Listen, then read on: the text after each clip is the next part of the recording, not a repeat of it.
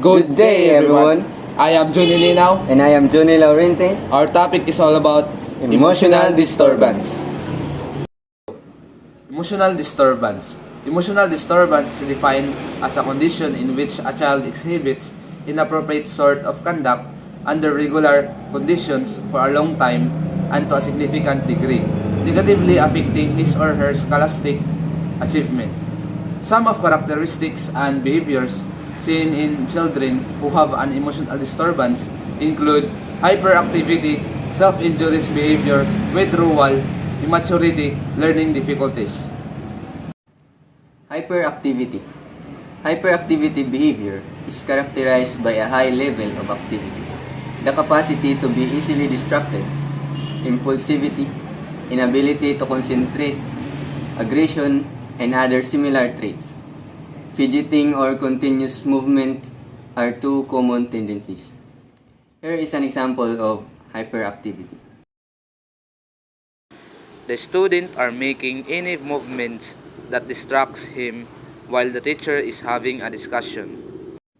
Self-injurious behavior is defined as a behavior that causes physical harm to one's own body and is frequently demonstrated by people with autism and intellectual disabilities. Head-hitting, head-banging, and hand-biting are some of the most common forms of self-injurious behavior. Here is an example of self-injurious behavior. Biting his own hand or hurting himself physically. Emotional withdrawal entails repressing feelings. Because we're so used to rejection, we've learned to anticipate it. It entails weeding out the people who might be able to help us.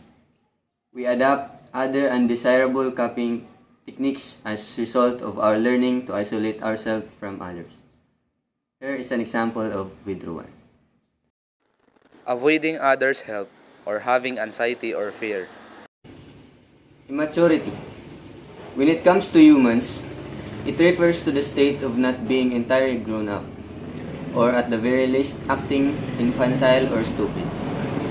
We can find the meaning of the current word immaturity in the Latin word imtrits, which means unripeness, as in a piece of fruit that is not yet fully formed. Here is an example of immaturity. Inappropriate crying or having temper tantrums. Next is the learning difficulties. Learning difficulties, also called learning disabilities, can be explained by problems related to the brain's ability to process information. Individuals with learning difficulties can find certain aspects of learning challenging, such as the development of basic skills that they are not learning as quickly as their peers.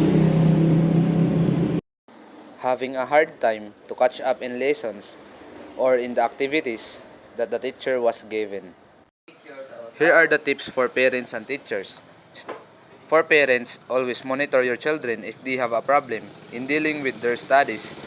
Always listen to them if they talk about what they found difficult in learning.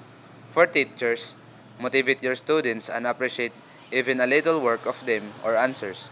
Do not treat them or make them feel like they are alone. Always hear their concerns and questions.